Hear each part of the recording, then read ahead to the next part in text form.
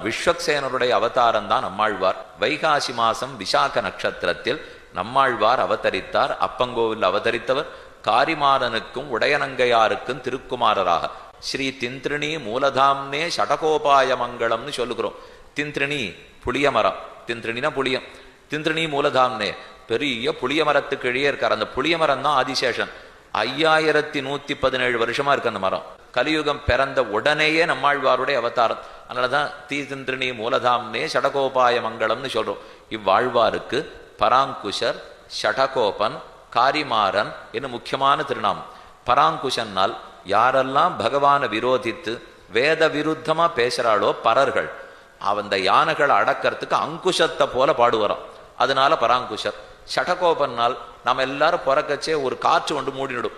இருந்த ஞானமே கொஞ்சம், அதையும் இந்த காத்து வந்து மூடி நுடுத்துனா ஒன்று ஞானசூன்யமா பிறந்துருவோம். ஆழ்வார் அவதரிக்கிறச்சேவே அந்த காத்து மூடிக்கிறதுக்கு வந்துதான் அப்படின்னு தன்னுடைய காலால உதச்சின்னு அந்த காத்தை தூக்கி போட்டாராம். ஷடங்கிற வாயுவை கோபித்து கொண்டு பிறந்தாரோ இல்லையோ, அதனால ஷடகோபன் திருநாமம். மாறன் உலக இயல்பிலிருந்து மாறியிருந்தபடியால் ஆழ்வாருக்கு மாறன்னே திருநாமம். அத்திரி ஜமதக்னி பங்கிரத வசூ நந்தசூனுவானவனுடைய யுகவர்ண கிரமாவதாரமோ பகவானே கலியுகத்துல நம்மாழ்வார அவதரிச்சுட்டான்னு சொல்றார். யுகத்தினுடைய கிரமத்தில் 4வது வர்ணத்தில் வேளாளராகவே நம்மாழ்வார் அவதரித்தார்.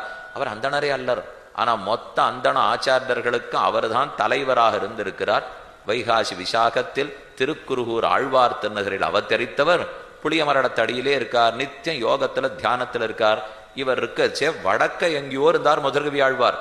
திருக்கோளூர்ல பிறந்தவரா இருந்தாலும் அங்கு இருந்தார். ஒரு நாள் சாயங்காலத்துல தெற்கு நோக்கி அர்க்கியம் விடச்சே ஏதோ ஒரு ஒளி தெற்கு பக்கத்துல இழுத்ததவரு. எங்க இழுக்கிறதுன்னு தேடிண்டே வந்தார். வந்தா புளியமரத்தடியில நம்மாழ்வார் யோகத்துல இருக்கார். பேச்சு மூச்சே காணமே, அவர் உயிரோடு இருக்காரா என்னன்னு தெரிஞ்சுப்போம். ஒரு கல்லை எடுத்து தடால்னு முதற்கவி ஆழ்வார் போட்டார். திடுக்கிட்டு நம்மாழ்வார் எழுந்தார். ஓ, உயிர் இருக்கு, பேசறாரா பாப்போங்கிறதுக்காக கேள்வி கேட்டார். சத்தத்தின் வயிற்றில் சிறியது பிறந்தால் எத்தை தின்னு எங்கே கிடக்கும் மதுரவி ஆழ்வார் கேட்கிறார். அதுக்கு அவர் பதில் சொல்றார் நம்மாழ்வார், அத்தை தின்னு அங்கே கிடக்கும். கேட்கிறவர் என்ன கேட்டார்னு ஆழ்வாருக்கு புரிஞ்சுடுத்து.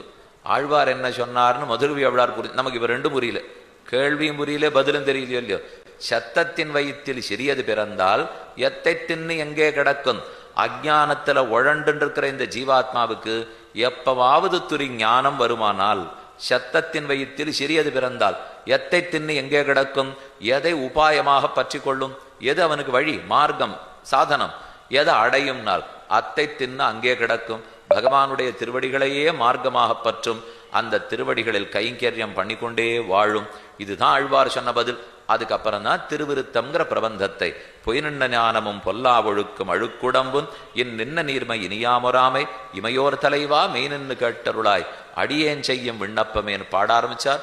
ரிக்வேதம், யஜுர்வேதம், சாமவேதம், அதர்வண வேதம் 4 வேதங்களுக்கு சமமாக திருவிருத்தம், திருவாசிரியம், திருவாய்மொழி, பெரிய திருவந்தாதி என்று 4 திவ்ய பிரபந்தங்களை பாடினார் ஆழ்வார். ஆழ்வாரே வகுளாபரணம் வந்தே ஜெகதாபரணம் முனிம் யஸ்ருதேர் உத்தரம் பாகம் சக்கரே திராவிட பாஷையா